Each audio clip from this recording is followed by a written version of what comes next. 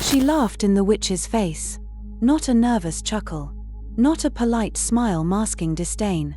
A full, throaty laugh, the kind that rings with power, with certainty, with the unshakable belief that the world bends for people like her. The woman in the fur coat, Valentina Delorme, stood at the edge of the market square, one gloved hand clutching her designer bag, the other shielding her nose as if the air itself had offended her. And there, on a rickety wooden stool beneath a tattered purple awning, sat the old woman everyone whispered about. No name. Just her. The one who knew things. The one who lived at the edge of the woods where the streetlights stopped working. The one whose eyes didn't blink when you spoke. She sold herbs, tinctures, odd little charms wrapped in red string. And today, a single black rose. Valentina pointed. You're selling that? She sneered. A dead flower. It is not dead, the old woman said. It blooms only once. At midnight. For those who need to see. See what? The inside of an insane asylum? The crowd around them stilled. Vendors paused. A child stopped chewing bread.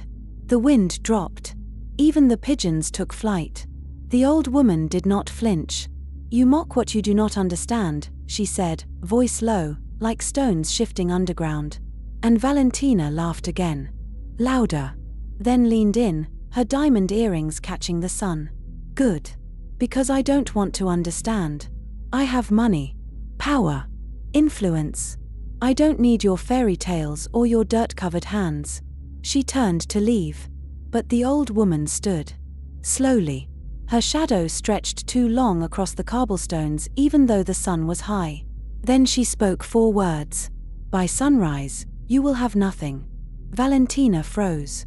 She turned back, expecting fear. Begging. A plea. But the old woman was already packing up her table, folding her cloth with calm precision. You can't touch me, Valentina said. I own half the city. My name is on hospitals. On galleries. On laws. The old woman looked up. And smiled. We shall see. That night, the curse began. Not with thunder. Not with flames. But with silence. Valentina returned to her penthouse 42 floors above the city, walls lined with original art, floor-to-ceiling windows reflecting the skyline like a crown. She poured a glass of vintage Bordeaux, sat in her white silk robe, turned on the news, and saw her face. On the screen, under the headline, Delorme Empire collapses, fraud, embezzlement, and illegal takeovers exposed. She dropped the glass. It shattered. But no sound came. Because it wasn't just the glass. The TV flickered. Then died. The lights blinked out. The elevator alarm went silent. Her phone dead. Every screen. Every device. Gone. She ran to the window. Below, the city glittered. But her building dark. As if cut off from the grid. Impossible. She dialed her lawyer. No signal. Her assistant. Nothing. Then, her bank app. Logged her out. And when she tried to log back in, account suspended. Under investigation. Her breath came fast. This wasn't happening. It couldn't be. She grabbed her keys. Ran to the garage. Her car, the matte black Rolls-Royce Phantom, was gone. In its place, a parking ticket. Vehicle seized due to unpaid liens. Liens? She'd paid everything. Everything. She sprinted to the elevator. Pressed the button. Nothing. Took the stairs. 30 flights down. Gasping. Burst through the lobby doors. The doorman didn't recognize her. You can't be here. Do you know who I am? No, And the security system says you're not on the resident list. But I live here. He called security. She fled. Into the cold. In her silk robe. Barefoot. The streets felt different. Sharper. People looked away. Stores she owned, her favorite boutique, her private spa, had new names. New owners. No record of her ownership. She went to her country estate. Gates locked. Cameras dark. The house empty. Furniture gone. Walls stripped. Even the chandeliers gone. Only a single note taped to the door. Sold at auction. Outstanding debts. Debts. She had billions. Had. Past tense. By morning, her name was erased. Her accounts frozen. Her properties liquidated. Her reputation torn apart by scandals she didn't commit but couldn't disprove. And worst of all, no one believed her. When she showed up at the police station, wild-eyed, screaming about a curse. They checked their records. No Valentina DeLorme in the system. No birth certificate. No passport. No social security number. As if she had never existed. By 3:17 a.m., she was sitting on a park bench, shivering, clutching the fur coat she'd dropped in the market, but now threadbare, reeking of mildew.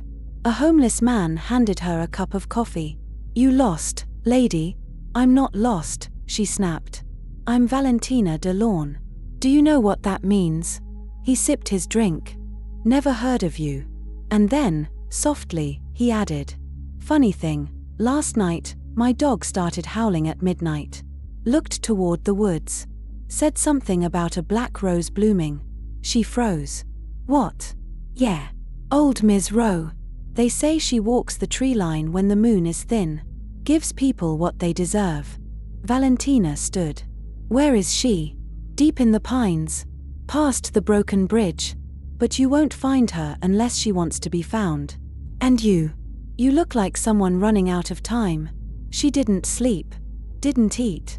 Walked through the night, following rumors, whispers, a trail of burnt sage and crow feathers. At dawn, she reached the edge of the forest. There, in a clearing, stood a small cottage. Smoke curled from the chimney.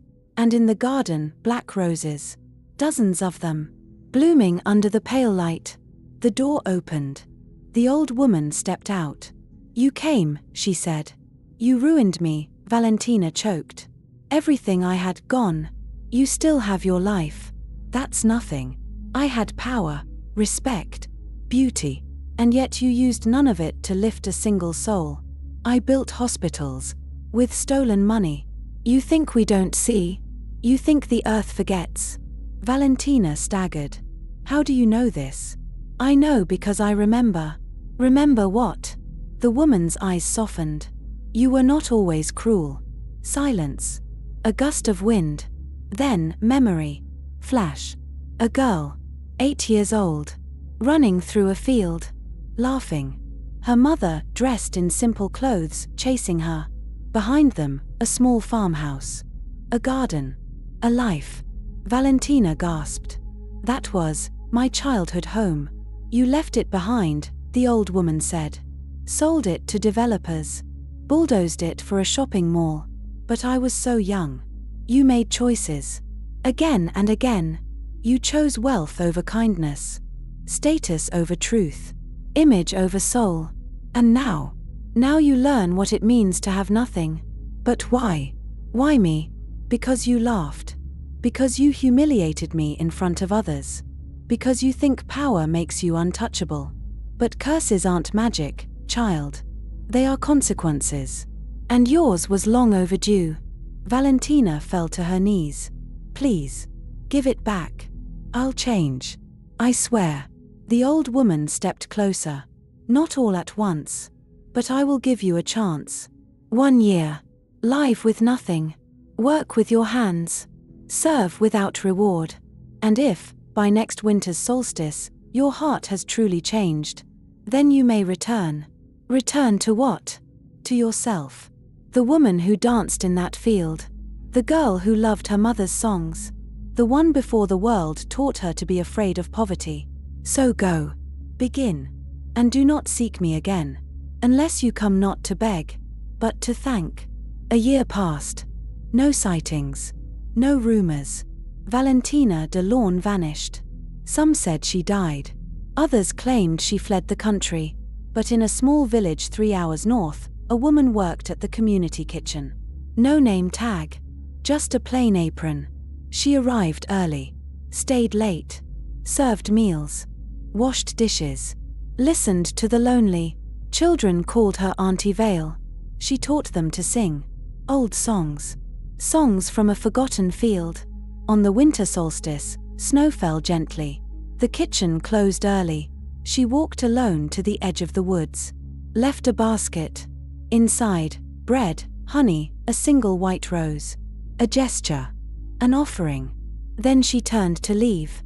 But a voice stopped her. You kept your word. She turned. The old woman stood there, wrapped in a cloak of woven shadows. I did, Valentina whispered. And you have nothing? I have less than nothing. But I feel full. Why? Because I'm not afraid anymore. Of poverty. Of being unseen. Of being small. The old woman nodded. Then reached into her coat. Pulled out a photograph. Yellowed. Faded. It showed a young woman, Valentina's mother, standing beside the old woman. Twins. You. Yes. Your aunt. Your mother's sister. I didn't know. She protected you. Hid you from our world. Thought wealth would keep you safe. But it made you blind. Now I see. The old woman placed a hand on her chest. Then pressed something into her palm. A seed. Black as midnight. Plant this, she said. Water it with honesty. Light it with humility. If it blooms, you'll know you've come home. Valentina held it like a prayer. When she looked up, the woman was gone. Only footprints in the snow. Leading into the trees. Spring came. In the center of the village, a single black rose bloomed. Not in darkness, but in daylight. Surrounded by children. Surrounded by song. And standing beside it, a woman in a simple dress. Smiling. Not with pride, but peace. If this story touched your heart, share one word below that describes the emotion you feel right now.